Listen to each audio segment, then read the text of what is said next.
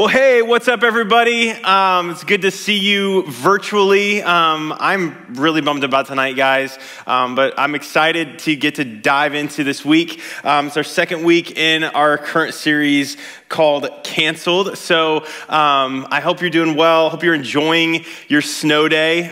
If I was you, I wouldn't be out of my pajamas at all. I'd still be in my sweatpants today. So lucky you. But I'm excited to jump in tonight with you guys. So I hope you had a great time last week talking about this idea of canceled culture. It's something that's kind of wrapped up our entire world, and we've all been affected by it in some way or another. And as we've been talking about this idea of loving others that are different from us, I hope that you were challenged last week, and I hope tonight is equally as challenging for you. So last week we kicked off about talking about this idea of cancel culture, what that looks like, and how social media sometimes can be a pretty ugly place, right? It can be a place where people just like go crazy and spew off all of their opinions, no matter how angry. But it's not all bad.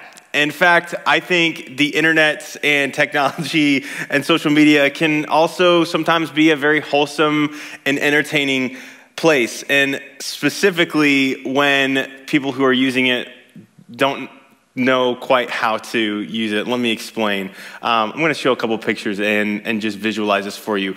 When you got grandma getting on Facebook, this is what happens a lot of times. Okay, here's what we got going on here. This wonderful aunt says, "Is my nephew there? We were eating and now I can't find him. Is he still there? His name is Jason. Applebee's. Hi. We have 1,900 locations. Which location did you visit? Thank you, Applebee. I found him. He was at Chili's." All right, awesome job. Okay, a woman on the subway printed out 15 pages of Facebook posts and is reading the comments. Very cool. Okay, I bet you won't share this because you're too embarrassed to have Jesus on your wall.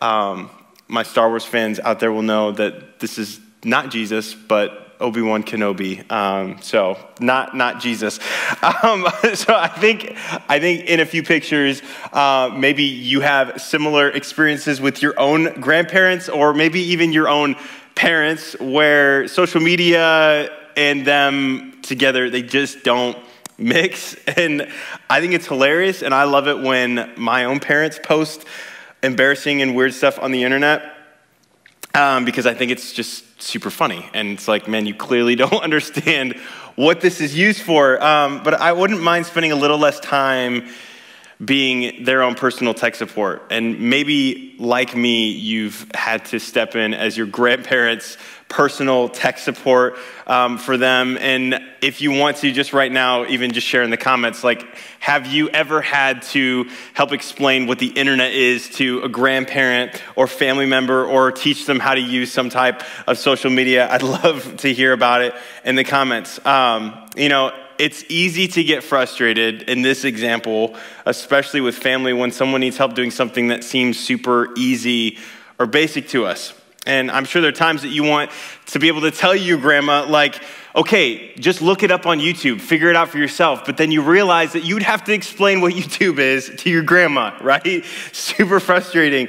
I just found out today, speaking of being old and out of touch, one of my favorite emojis that I use all the time, the crying laughing face, apparently isn't cool to use anymore. Like, if you reply to something that's funny, I always use the laughing funny emoji, and I guess like that's just not cool anymore. If it's still cool to you, I want to hear about it. Like, let me know. Apparently it's the skull and crossbones, like, because I'm dead, because it's so funny.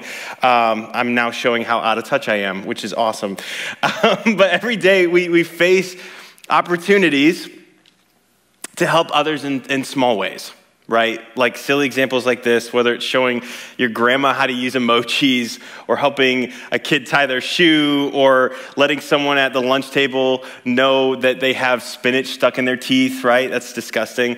But depending on the person, or maybe your own mood, or how busy you are, maybe in those moments you help them out, or maybe you don't.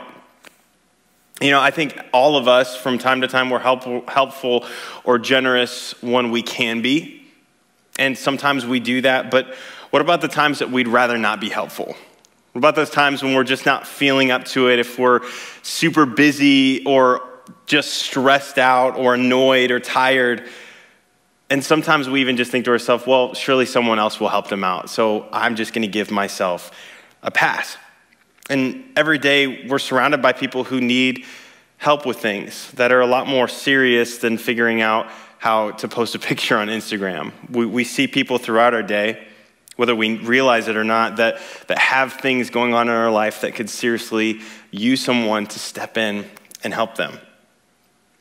You see, when we're in need, we're at our most vulnerable. And if you've been in places of your life where you seriously could use a friend or someone to step in, if you were in that spot, chances are you felt pretty vulnerable yourself. It's a vulnerable thing to feel like you need help, to realize that you can't do something on your own. It's a vulnerable place to be. But unfortunately, and maybe you're like me, you've struggled with not always responding to those people with compassion. Maybe you haven't responded with care or concern when you saw someone else in need. And sometimes instead of responding with compassion when someone needs our help, sometimes we respond with impatience or discomfort or disgust or maybe even just some suspicion like, why do you need my help? So the reality is, though, is that sometimes we'll be the ones that are able to help in those moments, but sometimes we'll be the ones that are in need. And knowing that, wouldn't you like to live in a world where we all cared for each other when we were at our most vulnerable? And I know I would, and that's what we're going to talk about tonight, you guys, because I believe that kind of world is possible. And as we dive into what we're going to talk about tonight, what we'll discover is that Jesus actually gives us an example to follow to make that a reality. So we're going to dive right in tonight, and we're going to be in the Gospels tonight. So the Gospels, if you don't know, they're the first 4 books of the New Testament, and they literally follow the life of Jesus and tell stories of what he did as he went about his ministry. And it's full of examples of how Jesus met the needs of people that were at their most vulnerable. And his days, they were often interrupted by people who had needs and concerns and cries for help. And so we're going to share and talk about a specific story tonight of a blind man named Bartimaeus. And Bartimaeus, we're going to pick up in this story where he meets Jesus and he shouts for Jesus as he meets him along his way. So we jump in and Mark 10, verse 46. It says this: Then they reached Jericho. They were on their way. They were walking. And as Jesus and his disciples left town, a large crowd followed him. A blind beggar named Bartimaeus, son of Timaeus, was sitting beside the road.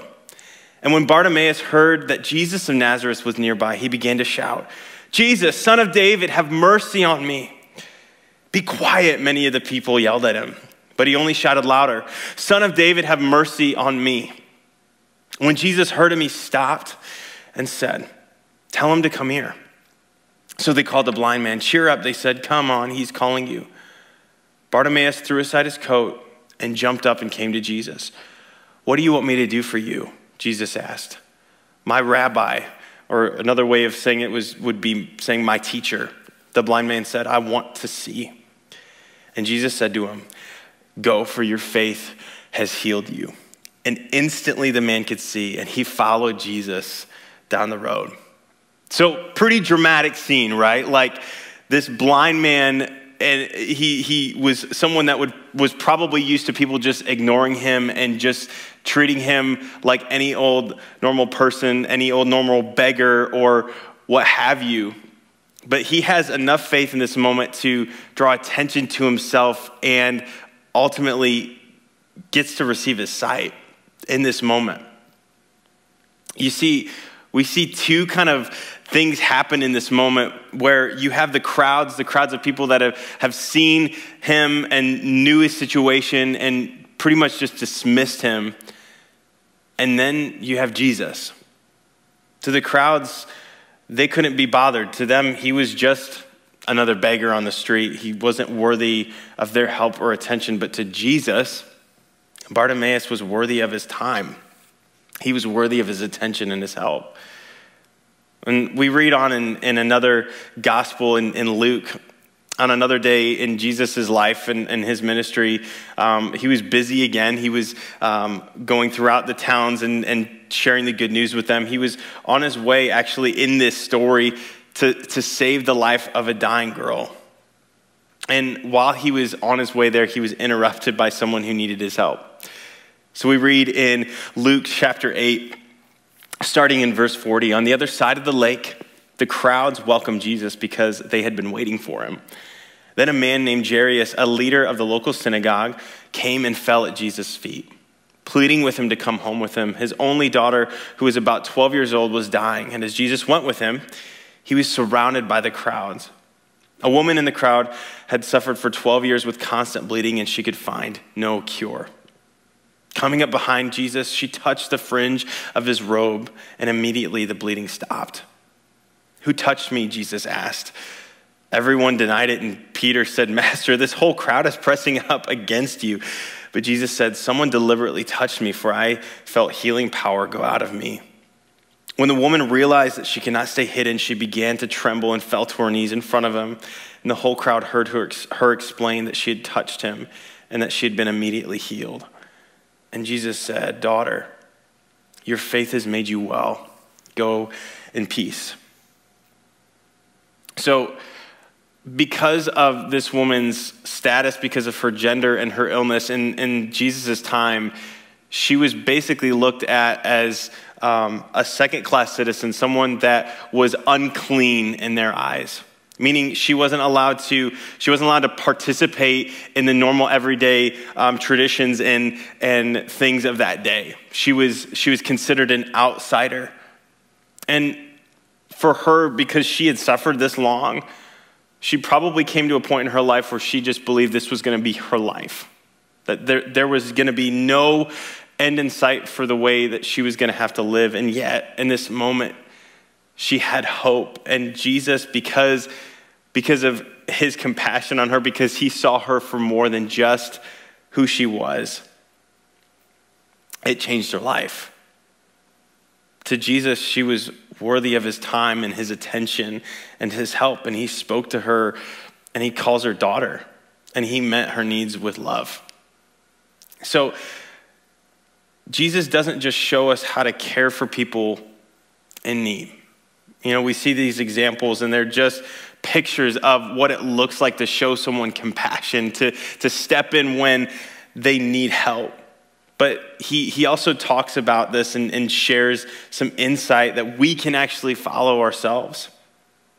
Shortly before his death, Jesus uses this parable or like a story to illustrate something really important about God's kingdom and who God is and his character. So in this parable, he uses two animals. He uses sheep and goats, which might seem a little bit strange. And before we read this parable, I want to kind of explain the two and the difference between them. Goats, and if you've been around like a petting zoo or you have goats or sheep at your house or maybe a relative's house, goats are pretty independent, right? They are kind of going out on their own. They kind of like to explore on their own. Even when they're members of a herd, they often explore and head out alone. They tend to be more concerned about themselves than they are about their other goat friends. And hey, goats, you know, they're funny. They're awesome. I love fainting goats. I think they're hilarious, and I want one. But sheep, on the other hand, they're all about the herd. Sheep, they don't tend to wander off on their own. They go where the herd goes. They stick together at all times. So I just want you to keep that in mind as we read this parable.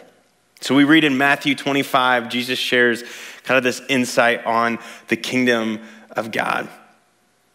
He says this, "But when the Son of Man comes in his glory and all the angels with him, then he will sit upon his glorious throne. All the nations will be gathered in his presence, and he will separate the people as a shepherd separates the sheep from the goats. He will place the sheep on his right hand and the goats at his left, and the king will say to those on his right, "Come, you who are blessed by my Father, inherit the kingdom prepared for you from the creation of the world. For I was hungry and you fed me.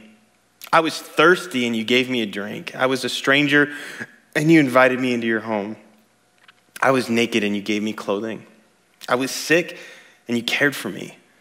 I was in prison and you visited me." And the righteous ones will reply, "Lord, when did we ever see you hungry and feed you, or thirsty and give you something to drink, or a stranger and show you hospitality, or naked and give you clothing? When did we ever see you sick in prison and visit you?" And the king will say, "I will tell you the truth. When you did it to one of the least of these, my brothers and sisters, you were doing it to me."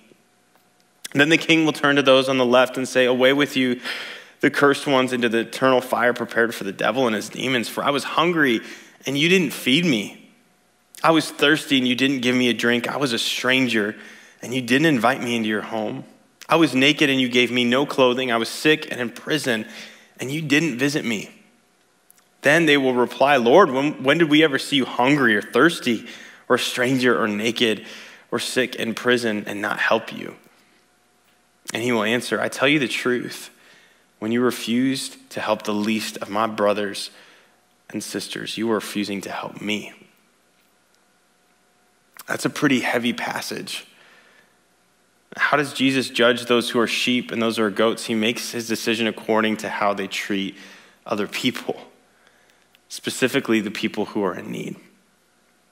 And so the goats in this parable, these unrighteous goats, as he shares, were the ones who didn't care for people in need. Maybe because they were too busy thinking about themselves and just saw other people as unvaluable or unworthy of help. And the sheep in this example, the righteous ones, are those who saw someone and ran to help. Maybe because they saw themselves as part of a herd and were concerned about the other sheep nearby.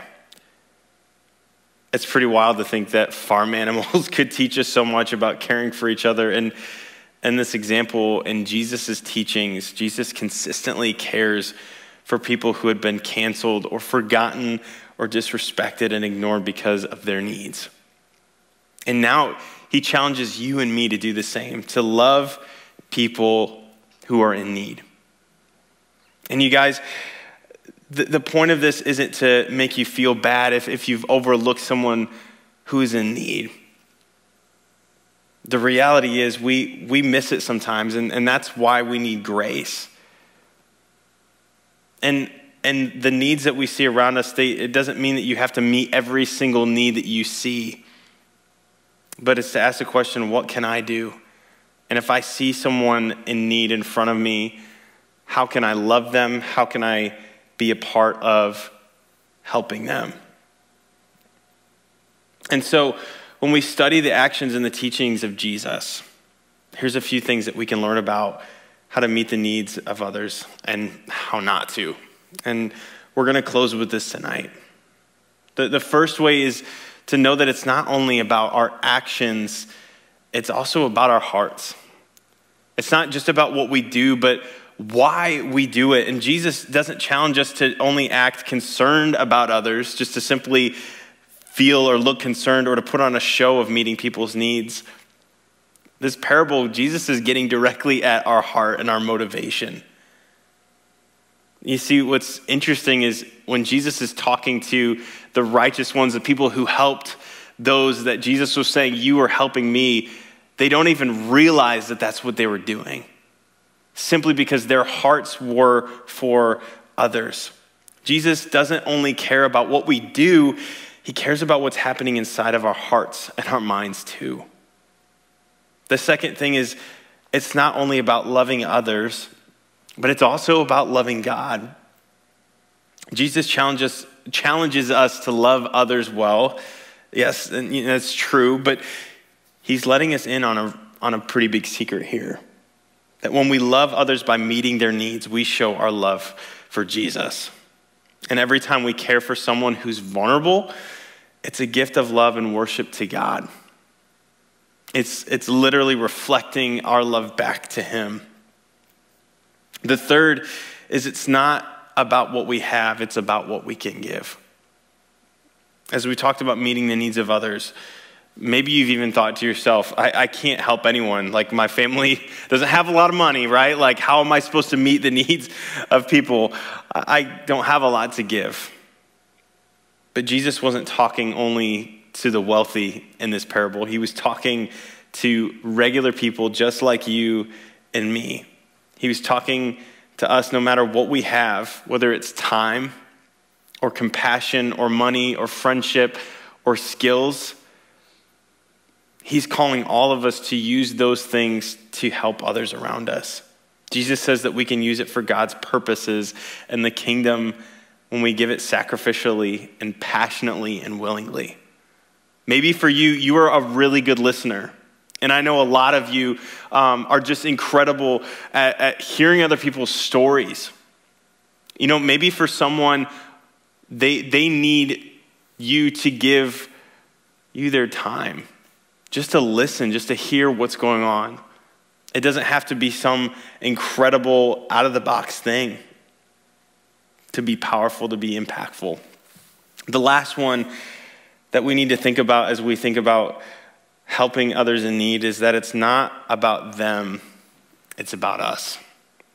And sometimes when we talk about meeting others' needs, we talk as though we're the people with all of the power, all of the resources, all of the stuff to share, all of these things, while people in need are like a separate group of people. When we think this way, it's easy to see someone as if they're less valuable than we are. I think it's a really important thing to grasp. Like when we think, well, they're the ones that need all the help. They're the ones with all of the issues. But if we look back at that story, the way Jesus spoke to the blind man and the sick woman who needed his help, he treated them not just with compassion, but with respect.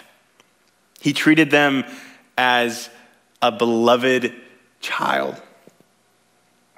He made the crowds pay attention to them, and instead of speaking for them, he asks them to speak for themselves. Jesus doesn't just give people charity, he gives people respect. And we can do that too. When we remember that it's not just about us and the people who need us, there is only us. We're all equally loved and seen and valued by God. So how do we do all of this? When we think about this, how can we care for people around us who are in need? I think the answer is simple. I think it's simply looking around and asking the question, who can I help today? And make that your prayer. Ask God, show me today who around me can you help me see that needs help today, who needs to be shown your love today, God. Because there's so many opportunities all around us, because there are so many needs all around us. And the reality is, if we're paying attention, just like Jesus notices the needs of Bartimaeus and the sick woman in these stories, what would it look like for you and me to notice a need and then respond in love? A couple ideas. Maybe you could give a meal to someone who needs it today or this week. Maybe share a meal with someone who's lonely. Maybe at school while you're in the cafeteria getting lunch, what would it look like to sit with someone that you wouldn't normally sit with? Stay after school to help someone study, help a friend perfect their free throw before basketball tryouts. It doesn't have to be complicated, you guys. What does it look like to simply show someone love by being there when they need it? In Jesus' time, people in need were often canceled by society instead of helped. And they were ignored, they were judged, they were left to fend for themselves. And we still have that problem today, if we're really being honest. It's not an issue that's just gone away. But if you want to love like Jesus, and I hope that you do, love people who are in need. And when you do, it's like you're doing it for Jesus himself. Would you pray with me? Father, I thank you that you didn't turn away or look away when we needed you. that you got messy and you did things that no one else was willing to do simply because you loved us, God. And you do the same thing over and over and over again in our lives. And I pray that it's from that place of knowing how loved and seen that we are, that we would love and see those around us, God. That we would see those that are hurting, that feel hopeless, and that we wouldn't turn away. That we wouldn't think to ourselves, well, this is someone else's problem. This is uncomfortable. It's awkward. I don't want to deal with this. That instead of thinking those thoughts, God, that we would simply respond with love. We know that we can't be the answer to every problem or help every need, but we know that you can, God. And we ask that you'd help us be a part of that solution. It's in your name we pray, Jesus. Amen. Well, I love you guys. I hope that you have a great rest of your night connecting with your life group. Feel free if you've got any more questions or want to stay on this chat. We'd love to continue the conversation with you. Miss you guys. Cannot wait to see you next week. We'll see you soon.